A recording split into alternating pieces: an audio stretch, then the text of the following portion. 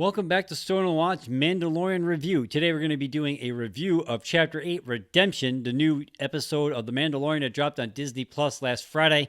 Now, without getting heavy spoilers right off the bat, this one was written by Jon Favreau, directed by Taika Waititi, had a runtime of 48 minutes. Now, this is the longest one we've gotten so far, kids, and unfortunately, it's the season finale as well. But it's not an hour, but as far as I'm concerned, you could take 7 and 8 and put it together as one big episode because they're pretty much linked anyway. As far as I'm concerned, as far as like the overall story, these two are pretty much right next to each other. But anyway, with that being said, you've been warned. Now, we got Pedro Pascal coming back as the Mandalorian, and we also find out in this episode his name is Djarin. Now, we've known this for a while, but I also noticed in the description, they had the spelling in the description for this name has changed from what it was when they first listed this one. But I'm probably the only one who actually caught that. But I don't know. Let me know if you caught it down in the comments down below. We also got Carl Weathers coming back as Greef Karga. We got Taika Waititi coming back as IG-11 for the voice for IG-11. And we got Gina Carano coming back as Carasynthia Dune, and we also find out that she's from the planet Alderaan, so this also explains why she's so hell-bent on taking out the Imperials and what have you. So like when she had a chance to jump in and take out an ex-Imperial, she didn't hesitate. You know what I'm saying? So she was like, I'm in. So now we know why. We also have Giancarlo Esposito coming back as Moff Gideon. We have Emily Swallow coming back as the Armorer in this one. And now we also have, and I've been meaning to bring these actors up and I keep forgetting, so I do apologize. I did not bring you up beforehand. Now we've got Alexandra Manea coming as Din's mother and Bernard Bullen coming as Din's father. Now they were in 2 other episodes in flashback scenes, and I'm sorry I did not mention you beforehand. I was kind of going, I do apologize. So I just want to bring it up because this time we've gotten like the longest flashback scene that we've gotten so far. And we also find out in this one that it was the Mandalorians that saved Din Djarin from that thing, from that super battle droid and what have you. And we also found out that it was the Death Watch that was one that you could see with the insignia on their helmets. They were the ones responsible for picking him up and taking him in and training him and what have you. So that's pretty cool to find that out and what have you. Also, we have guest starring this week. We've got Pally and Jason Sudeikis. They're playing a pair of biker scout troopers and what have you, and I'll get to more of them about that in a second. And we also have, of course, the 501st Legion coming in to fill out the ranks of the stormtroopers and what have you, because they were also in Chapter 7, so that was pretty damn cool. Now, here we go into the description of the show. So again, if you have not watched Chapter 8 of The Mandalorian, go check it out and come on back. Last warning. So, all right, now we pick up right where we left off in the episode. We got the 2 biker scouts after they just picked up Baby Yoda, or the child or the asset that Jon Favreau says he wants them to be called, because they've got a name, but yet they've yet to say what it is. But maybe we'll find out in season 2. But anyway, they stop and they call in. They check in with base and what have you, and they find out that Moff Gideon is already took out a whole bunch of stormtroopers and what have you. And that's when, like in the Chapter 7, we see them. The Death Troopers, they just lit up the bar and stuff like that. The Mandalorian and stuff was in, and they killed everybody with the client and everything. So that's what they were pretty much referring to. And I told, hold your position. So they've got Baby Yoda now. And I think it's Jason Sudeikis that it has like the backpack or the satchel thing that has Baby Yoda to begin with, and Yoda makes a little whimpering noises and what have you, and Sudeikis hits Baby Yoda and stuff like that. Now people online have been going crazy and stuff like that. Now Pally's was sitting there trying to, hey, I want to see it and stuff like that, and it was a funny scene. There were some people online that were complaining about these two going back, like it was too modern, blah blah blah blah. But compared to like the crappy, you there?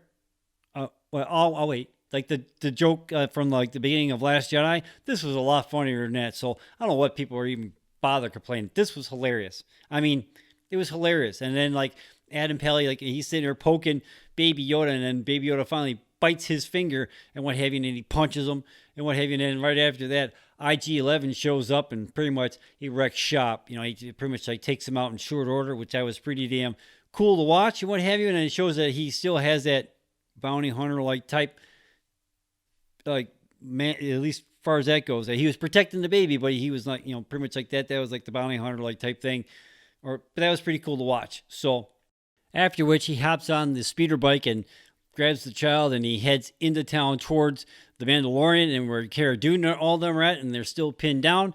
Now it cuts back to town and Moff Gideon's like sitting there like laying down the law. I'm going to do this. I'm going to do that. And then while he's doing that, he says to everybody their name and their kind of like their backstory and what have you. And then this is where we find out that the Mandalorian's name is Djarin and what have you. And he was a decommissioned Mandalorian or blah, blah, blah, blah. And Cara Dune was, we find out is from Alderaan, and this is why, she's got this thing that she wants to really take out ex-Imperials and what have you, because, people from Alderaan got a little bone picked with the Empire, and you know what I'm talking about. So, anyway, that was kind of cool to see, and then we see that, and he brings up Karga, and he's like, and Karga's like willing to strike a deal, like, whenever he can, and come to find out, can you trust me? He goes, no, you can't trust me. I could kill you right now, and it wouldn't really bother me at all. So that was pretty cool. I want to find out more about this Moff Gideon thing.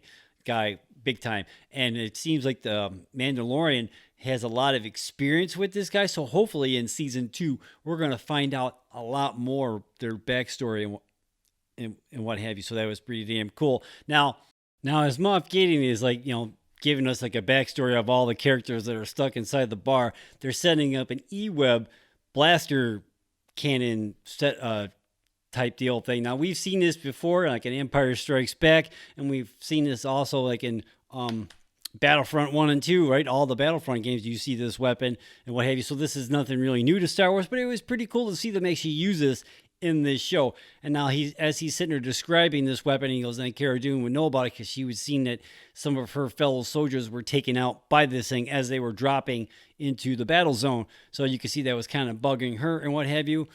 And then it cuts back to IG-11, who's on the speeder bike, and he comes closer to town. He pulls out a couple weapons, and he starts taking out stormtroopers left and right, just mowing them down. That was pretty damn cool to watch and pretty damn cool to see. He says, that was pretty cool. And then as he gets closer to the town and to the town and what have you, because like Moff Gideon like left him, say, hey, I'm going to go over here. I'm going to wait. So you have until now, this time to make up your mind and da-da-da-da. And then as he does that, IG-11 shows up and starts taking out stormtroopers, and everybody else inside the bar. They're like, all right, this is our chance. They come running out. Now, I heard online that people were comparing this to Young Guns 2. Now, I can kind of see that, but there was other scenes like similar to this in other Westerns, so I wouldn't really just narrow that down to just Young Guns 2. But I could see the comparison. I could see that. I could see it. So, but that was pretty cool to watch. And then, as they come out now, we see that Moff Gideon actually takes a shot at the Mandalorian and hits him in the back of the head. Now, some people are saying that he actually got through, so he's got to have some kind of blaster that can actually pierce the armor and what have you. I thought that stuff was like kind of shot resistant, but maybe he was close enough to actually really do damage. So I don't know. Let me know in the comments down below if you know any more about that. I mean, I'm learning more and more about this kind of thing as we go along. Now, I remember some of the stuff that they had in the old Legends books from the Republic Commando and what have you, when they were kind of like supposed to be Mandalorians and stuff again. I miss those books. I like those books a lot. I was really hoping that they would incorporate a lot of that story from those books into the new Disney canon, because I really like those books. I mean, those characters in that books are like awesome. I mean, I that's like my favorite part of the Clone Wars is those set of books. That's just me. But anyway, so like I said, IG-11 comes in and he's like wrecking shop. Everybody's like, like they're out in the square and what have you. Then the Mandalorian finally does get injured because then Moff Gideon shoots him in the head and stuff like that. And then after that, he shoots out the battery pack for the E-Web, blowing it up. And then you see the Mandalorian pretty much like get, tossed like a rag doll and what have you. So I thought that's what really injured him, but everybody was saying it was when Moff Gideon actually got him in the back of the head. So I'll have to wait. Let's see how that really plays out. But then Cara Dune finally ends up dragging the Mandalorian back in the bar, and they all fall back in the bar. Everybody, Karga, IG-11, the child, Dune, and what have you. And they're sitting in there, and then Gideon sends in this flame trooper, which I guess everybody was saying was from, I believe, Battlefront 2. or at least I think it's Battlefront 2, but either way, it's kind of cool to see that variant of a stormtrooper, but he pours flames into the bar with our heroes and what have you, and it's not looking good.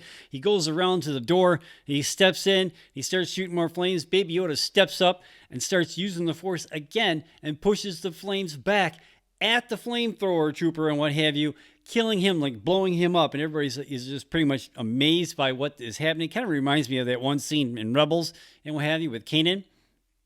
And that was kind of cool to see this moment again, but in live action, and to see how strong, even though this is only a baby, he really is. Now, the rest of our heroes escape into the sewers with the insistence from the Mandalorian because he is dying. Now, they leave him alone with IG-11. Now, Cara Dune says to IG-11, make sure you bring him with you, or promise that you will bring him with you, and IG-11 says he will, and then they leave. Now, IG-11 steps over to the Mandalorian. He's standing above him then, and the Mandalorian says, go ahead and get it over with. And IG-11 says, what are you talking about? Now, this goes back to his fear and anger and hatred towards droids because they're the ones who killed his parents back during the Clone Wars. And so he's like, I can help you, but to do that, I got to remove your helmet. And he goes, if you do that, then I'll shoot you. And he pulls up his weapon. And what have you, he's like, no living thing has seen me without my helmet. And then IG-11 says, I am not a living thing. So he removes the helmet, and we finally get to see Pedro Pascal underneath the armor. Now, I don't know whether or not if this is like the first time and what have you that he was actually in the armor, because we heard that story earlier on in the season and what have you with the two body doubles and seeing how like they were in the suit more than he was. And Bryce Dallas Howard said that she did not work with Pedro Pascal at all through her entire episode. So I don't know if this is the first time he's in it, but like we said, as soon as they go to take the helmet off, he's in the suit. So, but then there were some people speculating on whether or not if they actually was him, if they just CGI his face on, but it looks pretty real to me. But that's just my opinion. So anyway, he ends up spraying the Mandalorian's back of his head with Bacta spray, which is like the same substance that we saw in Return of the Jedi that Luke was suspended in after his bout with the ice wampa creature thing, what have you. And it's also in Rogue One. We see Darth Vader hanging submerged in it in the beginning of Rogue One. So it's just like a little bit of a comparison if you want to know what I'm talking about. Now, with getting his head sprayed with Bacta and stuff like that, and his helmet's back on, the Mandalorian rejoins the group down in the sewers to look for the other Mandalorians to help them out to get out of this situation. Now, they walk through the sewers looking for the Mandalorians, and when they come across a big pile of armor and what have you, this like totally freaks out the Mandalorian and what have you, because he thought for sure that they all escaped, but apparently not. Now, I don't know whether or not if Jon Favreau's character is in this pile and what have you, because I tried to look and I couldn't find it. If you do, let me know in the comments down below. But we do see that the armorer did survive and what have you, and she ends up giving the Mandalorian some more info and what have you about, like they talked about the baby and what have you, because she finally sees the child and what have you, and they explain something, and then she mentions something along the lines about the Force and how like at one point the Mandalorians and the Jedi were not getting along so well, but she ends up bestowing the Mudhorn signet onto the Mandalorian, saying they are now the clan of two, because he, by their culture and what have you, he is bound to take care of the child till he either accept him as his own or he takes him back to his home. So I don't know whether or not if we're actually going to see Jedi now, or if he's going to look for the home planet to where the species that Yoda comes from. So I'm kind of curious to see where they go with that in the story. So I don't know. But the armorer also replenishes his stock of charges and what have you, because he like pretty much used them up. And she also gives him a jetpack. And like back in I believe it was chapter 3, when he's seen that one guy flying, goes, man, I need to get one. Took him 5 episodes, but he got one. So it's pretty damn cool to see that. And what have you. And it just goes to show that the whole thing that they fly now is kind of like a stupid joke, because this is like years before the events of The Rise of Skywalker, and it's quite obvious that jetpacks are not a new thing. Now, I have to say that joke was kind of funny, a little bit, but when you see stuff like this, especially when you know in the timeline that this takes place earlier on before the events of the movie that you were watching, it kind of makes that joke sound kind of stupid. But that's just my opinion. Now, after our heroes take off and what have you, and we find the armorer sitting there cross-legged in front of her furnace, a squad of stormtroopers show up, And like they start asking her questions, which way do they go, and this stuff like that. She doesn't answer, and they get more and more frustrated with her and stuff like that. And they press it on more and more. And then out of nowhere, she just opens up a can of whoop ass, and she starts like taking them out like left and right using her forging tools. I never really thought that those would be weapons, but I guess in the hands of somebody who knows really how to use them, that's exactly what happens. She ends up throwing one of them into her furnace, and there were some people joking online saying now that some of the armor for the foulings has now got a bunch of impurities in it, with this stormtrooper now just getting thrown in. But that was pretty cool and funny to see. And whoa, man, this chick is not messing around. She actually cracked one of their helmets like right in half, like with her hammer and what have you. She just went and that was like, whoa, man, this show was not messing around. That was pretty cool to see. And then the Mandalorian crew finally reached the river of lava. I was like, when they kept on saying river, I always thought they were talking about an actual river. I didn't think they were actually talking about a river of lava. So that was kind of cool to see, really. And there's a boat with a droid in it. Well, hey, it looks like an R2 unit. And like they're thinking it doesn't work, but they finally actually freeing the boat from the side, because it looks like it was almost like kind of welded to the dock and what have you. They finally get that free, and then the droid stands up. Now this is an R2 unit with arms and legs, and we've never seen that before. At least I've never seen that before. But they were those kind of robots that they had in Chapter 4, I believe. Those kind of had arms and legs. I don't know if those were R2 units, but at least it was somewhat similar. But maybe I don't know. But anyway, it was kind of cool to see this, and it was just really weird. So they climb into the boat, and they start going towards down the river. Now, as they go down the river and what have you, they're like, they can see that they're at the mouth of the river. Now, the Mandalorian looks with his heat signature thing as thermal imaging, and he can see that there is a bunch of stormtroopers at the light at the end of the tunnel. So, and he's like, you got to stop. And they try to get it to stop, but the droid doesn't stop. I don't think it actually can. I think the river is flowing, and there's really nothing you can do. So now Dune gets all mad, and she keeps on telling the droid to stop, and he won't. So she ends up shooting his head off, so it doesn't really help out the situation at all and what have you, because they're still moving. But then IG-11 says there's only one thing to do. I have to initiate my self-destruct. And like the Mandalorian's like, what? No, you can't do that. We need you. Now this is kind of weird, because up until this point, he's like not really cared about any kind of droid, what have you. But you got to give him a little bit of leeway on this one, because this droid did actually just save his life. So he's kind of like maybe thinks or feels differently towards this particular droid and not like all of them in general. So like all the people going, oh, this was kind of fast for him to turn. Well, this droid just did save his life, like not like more than 10 minutes ago, right? So you got to give him at least a little bit of a leeway on that one. But however, IG-11 still does it. Now he steps into the lava and starts walking towards the end of the tunnel. Now everybody says now this is kind of reminiscence of Terminator 2. No, I guess I kind of can see that. And what have you, like that's one thing when I'm watching this show, I don't really think about other stuff. I'm just watching the damn show. I'm not worried about comparing it to anything else except for exactly what I'm watching. So, but that's just me. So now he walks out into the light amongst all the stormtroopers, and they tell him to freeze, and he initiates his self-destruct and blows it up and kills them all.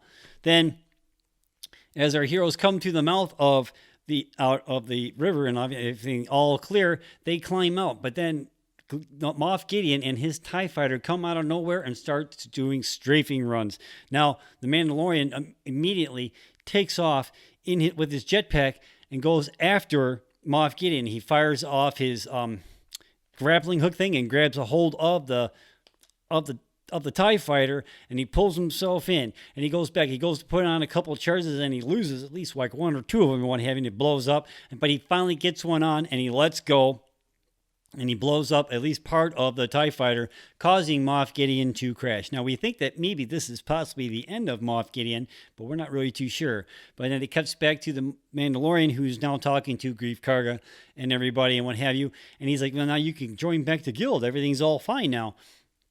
But then, like, the Mandalorian looks down, and he can see that Baby Yoda is, like, holding onto his leg and stuff like that. And he's like, I thought other things that I got to more attend to. So now he's going to go set off, and this, like, sets up season 2. So we don't know whether or not if he's going to go look for a Jedi, if he's going to go look for, the planet that the Yoda species comes from. Could we actually see Dagobah in this next step in season 2? That'd be kind of cool to see. Is that where the Yoda species actually comes from? I'm kind of curious to see that. And I'm wondering whether or not if they're going to actually bring in like a Jedi because like, but they could. But then again, Luke never says anything about like a younger Yoda ever, like in Last Jedi or in Rise of Skywalker. So I don't really know how they would actually pull that one off if he actually meets.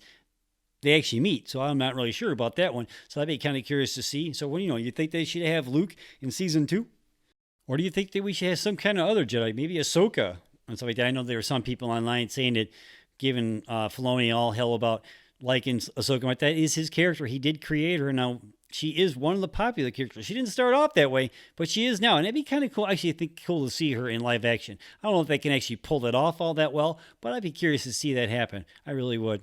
And then we see like the cuts back after he flies off to the crest. It cuts back to the TIE fighter that's crashed and what have you, and come out of there. It looks like at first I thought it was a vibral blade cutting through. But then when he finally gets out of it, Moff Gideon steps out of the TIE fighter of the hole he just cut with the dark saber. Now that's pretty damn cool. Now the last time we seen that thing was on Rebels in the hands of Bo-Katan. Now there's some speculation going out there that she could possibly show up either in a flashback, or we could actually see her come back to reclaim it and what have you. And there's a slight chance that some people are saying that was voiced by Katie Sackhoff from the Battlestar Galactica series, so she could possibly reprise her role as Bo-Katan. That would be pretty damn cool to see. So, I don't know. What do you think? Let me know in the comments down below. I mean, there's just so much about this. And then it being the dark saber, and then it kind of links it with Darth Maul and the Clone Wars and what have you. So, there's a whole bunch of backstory that goes along with that dark saber and what have you. So, I wonder if the Moff Gideon could be possibly a little bit force sensitive. Maybe we find that out. Maybe we'll have to wait and see how that plays out. Again, if I had to rank all 8 episodes, I'm going to go 8, 7, 3, 6, 4, 2, 1. 2, 1 can kind of go either way. And unfortunately, sorry, Dave, chapter 5 is in the last slot. But I do say there is some.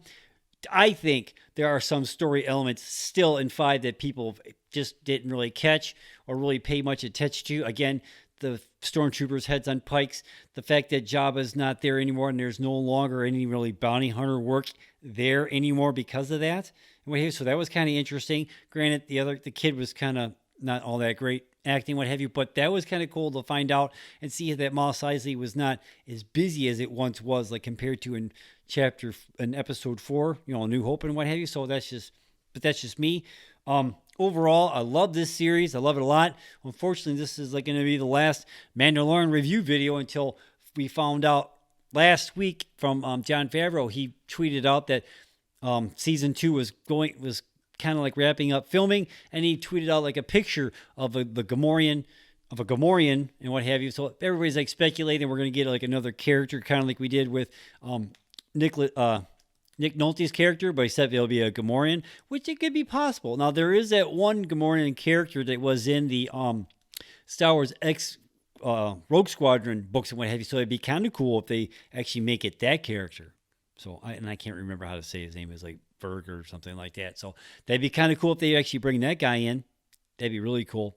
So, I don't know. I have to wait and see. The guy wasn't really dressed like as that character, so I doubt it. So, I don't know. Let me know what you think about that down below. We're gonna get this fall, so we only have to wait like 11 months, right? Be like probably around November again, too, like just like this last one. Now I think the Obi-Wan series is supposed to start filming in February, so that'd be pretty damn cool. We're also supposed to be getting Clone Wars. That's going to be dropping in Disney Plus here. I believe that's going to be in February too. Now I'll probably end up doing some review videos of that, of Clone Wars Season 7. So look for those videos when that drops. So I don't know, man. I love this show. I can't wait to I love this show. I mean, I love this show a lot. I'm going to do a binge watch of all 8 episodes. And after I do that, I'll get back with you and let you know whether or not how well connected all 8 episodes are. So, I don't know. Let me know what you think in the comments down below. Did you watch The Mandalorian? Now, they were also saying online that a lot of people were canceling their Disney Plus service after The Mandalorian series was over with. Are you one of those people? Let me know in the comments down below. I know my daughter said that she was waiting for the last episode so she could sign up for the free trial, binge watch, and pretty much cancel. So, I know at least one person, personally, that did it. At least that's what she said she was going to do. So I don't know. Not me. I'm signed up for the year. There's other stuff on Disney Plus that I want to watch. So I'm in for the long haul, Disney. Anyway, I don't know. Let me know what you think. All right? Thanks for watching. Click on the subscribe button in the middle of the screen. And while you're at it, go ahead and click on one of the other 2 videos that are up on the screen. Give them a watch. Give them a like. Share. Leave a comment. Join the discussion.